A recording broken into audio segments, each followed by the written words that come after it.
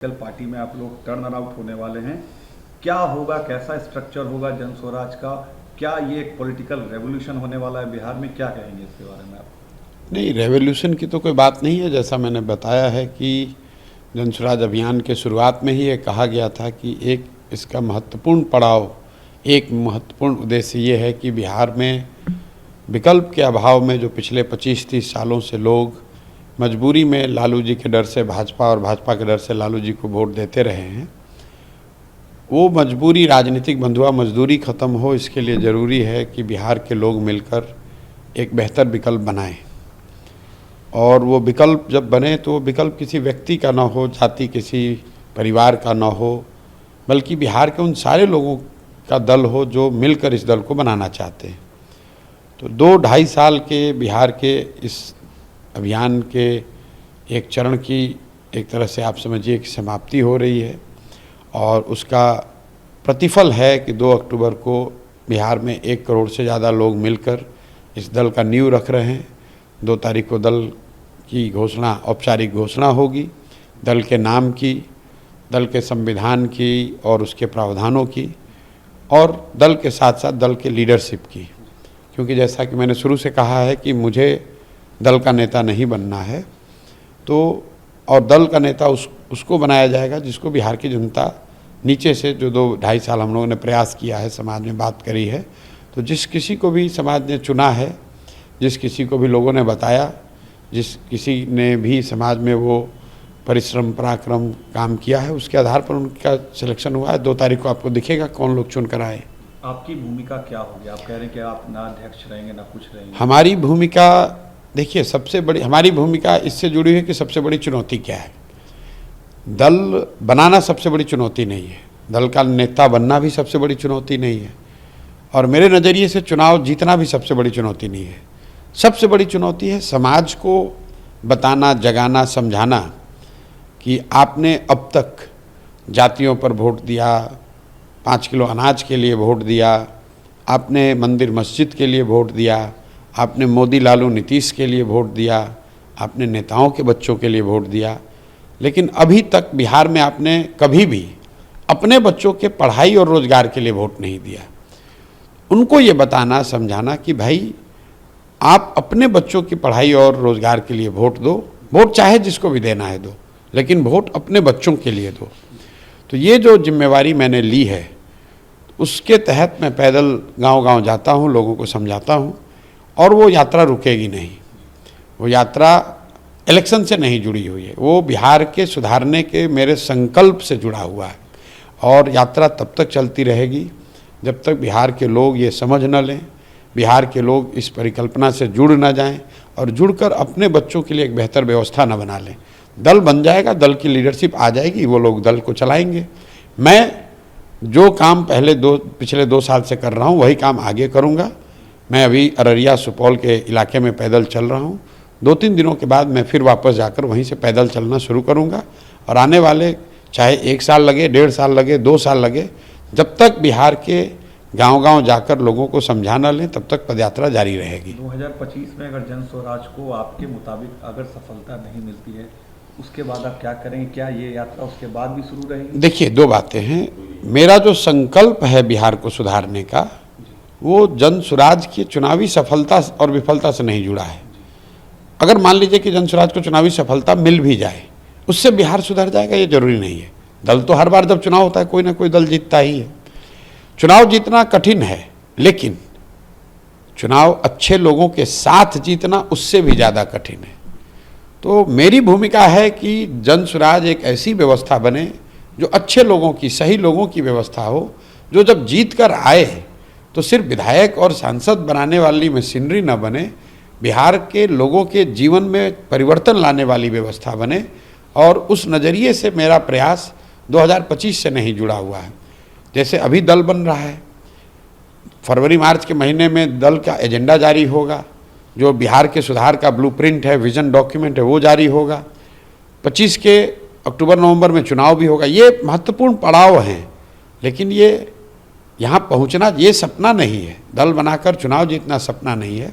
सपना तो ये है कि एक ऐसा बिहार बने जहाँ हरियाणा, पंजाब, महाराष्ट्र, गुजरात से, अन्य राज्यों से लोग आकर रोजी रोजगार करें, उतना उन्नत, उतना विकास, उतना विकसित बिहार बने, वो सपना है और उसके लिए प्रयास जारी है। नीतीश कुमार से जुड़ा एक सवाल है। आपने कहा कि 4 सलाहकार मिलकर उनको गाइड कर रहे हैं, बिहार चला रहे हैं। 2020 में 3 बार उनका कॉल भी आया रिजल्ट के दिन, आपने मना भी किया, फिर भी वो सीएम बने। क्या उनका रेलेवेंस आज के बिहार के पॉलिटिक्स में है, और वो नहीं रहेंगे तो आप किसे सक्सेसर मानते हैं जेडीयू का? नहीं, देखिए, जदयू का, जब जदयू दल ही नहीं रहेगा तो जदयू का सक्सेसर क्या होगा? नीतीश कुमार का जो दल है, मैं उस दल में रहा हूँ, नीतीश कुमार के साथ काम भी किया है मैंने। उस दल की पूरी पूंजी नीतीश कुमार है। जब वही ख़त्म हो गई तो ब्याज से कैसे चलेगा? तो चलने वाला है नहीं, उसका कोई, उस दल का कोई भविष्य नहीं है। जहाँ तक मैंने, आपने जो कहा सलाहकारों की बात, मैंने ये कहा कि आप बिहार में किसी भी व्यक्ति से बात कीजिए, वो कहेगा अधिकारियों का राज है, अधिकारियों का जंगल राज है। आखिर लोगों को ये विचार करने की बात है कि अधिकारियों का जंगल राज हुआ कैसे? नीतीश कुमार तो पहले भी मुख्यमंत्री थे।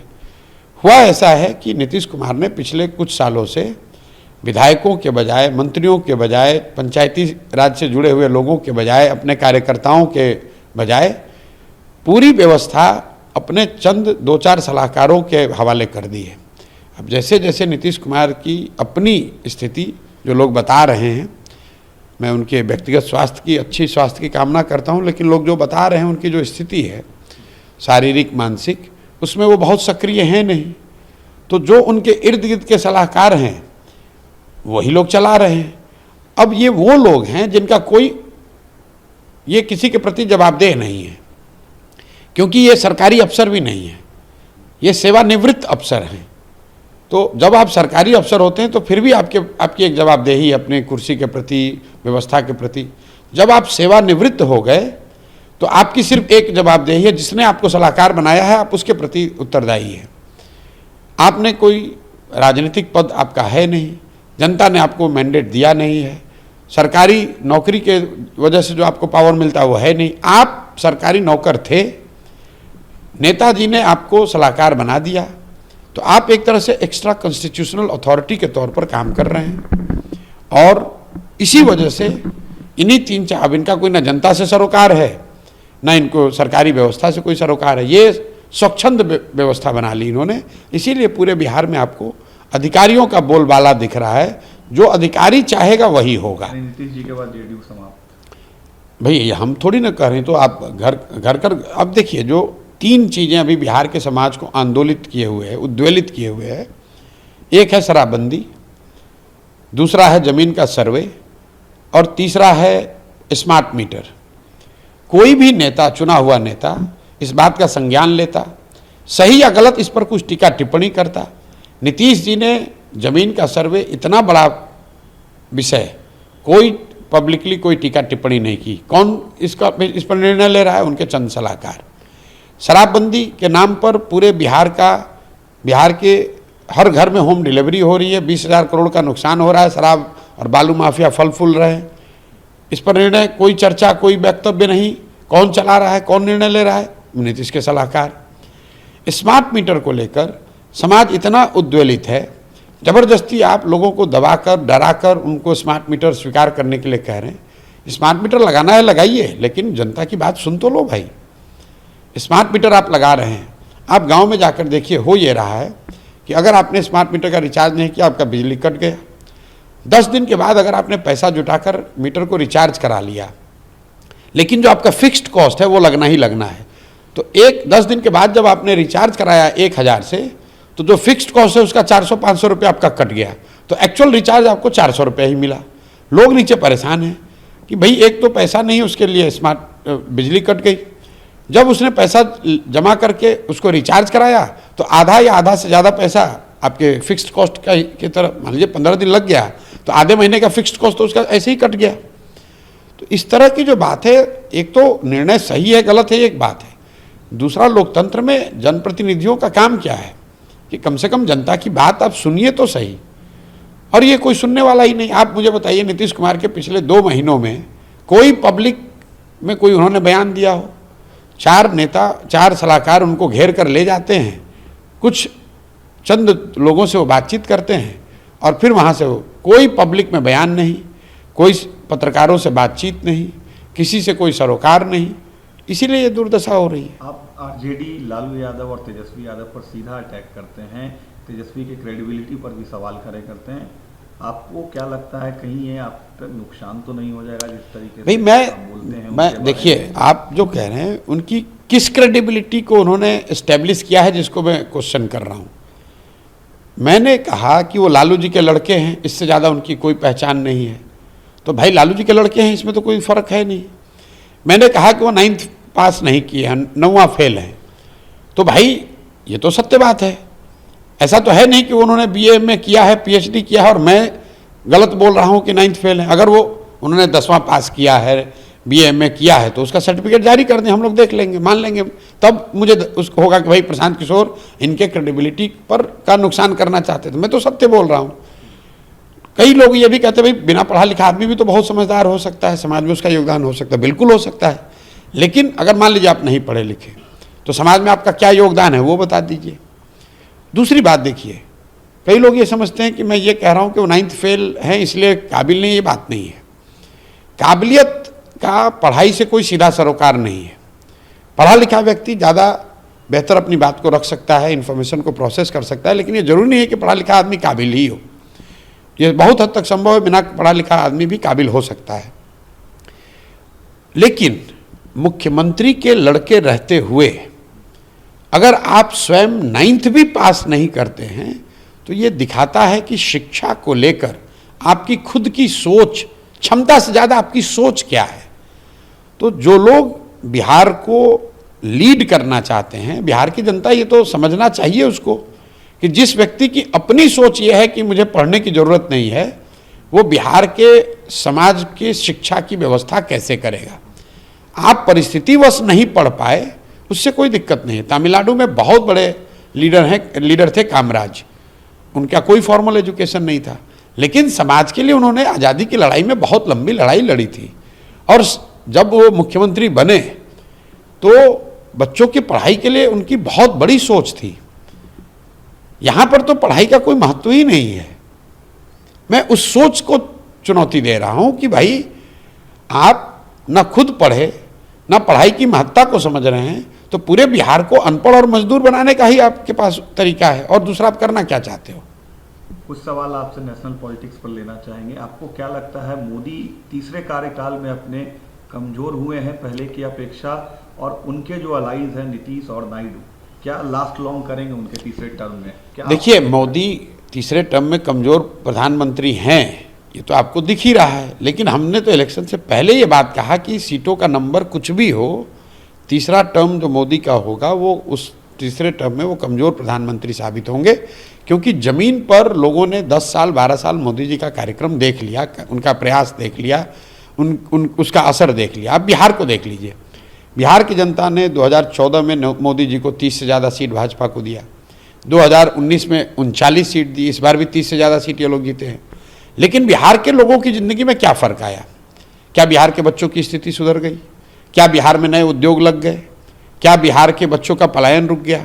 और अगर ये नहीं हुआ तो निश्चित तौर पर आज जितने लोग मोदी जी के फैन थे, जितने लोग मोदी जी के समर्थक वोटर 2014-19 में थे, वो तो आज कमी होगी।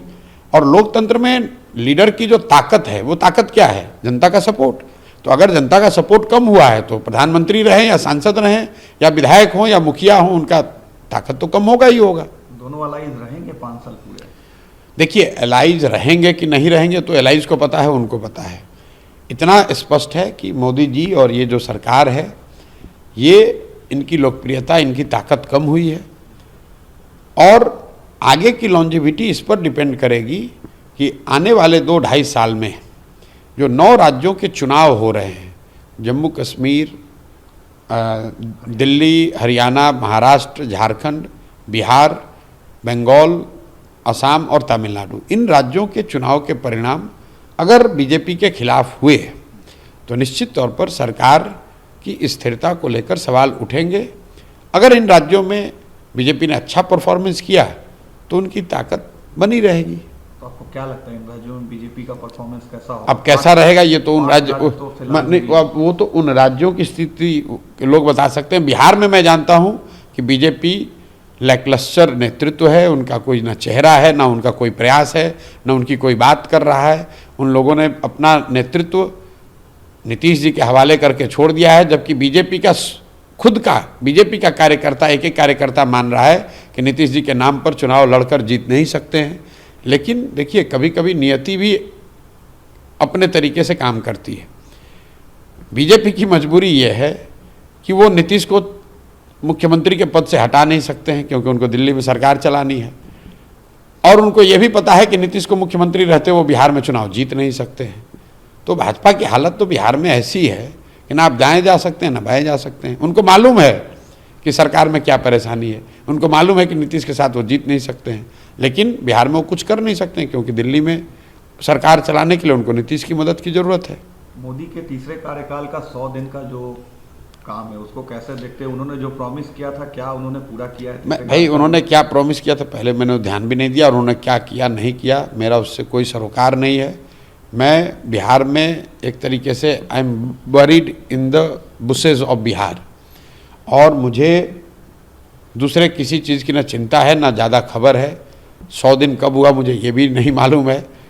100 दिन में उन्होंने क्या किया नहीं किया, कम से कम बिहार में तो कुछ नहीं दिखा।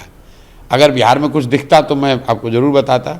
बिहार में तो यही दिखा कि जो थोड़े बहुत उनके समर्थक हैं वो भी अब उसको छोड़कर हताश होकर धीरे धीरे जनस्वराज की ओर जा रहे हैं। एक आखिरी सवाल लेंगे, राहुल गांधी का जो रिबॉर्न हुआ एज अ एलओपी, कैसे देखते हैं आप? नेशनल पॉलिटिक्स में कुछ इम्पैक्ट उसका? नहीं, निश्चित तौर पर कांग्रेस की जो दशा या दुर्दशा थी उसमें थोड़ा सुधार हुआ है। अगर आपके 50-55 एमपी थे वो बढ़कर 100 हो गए, तो निश्चित तौर पर आपकी ताकत बढ़ी है। और जो पिछले 1.5-2 साल से राहुल गांधी ने अपने तरीके से जो प्रयास किया है उसका भी उनको फ़ायदा मिला है। और इसका फ़ायदा ये है कि कांग्रेस में उनका नेतृत्व अब पूरी तरीके से इस्टेब्लिश्ड है।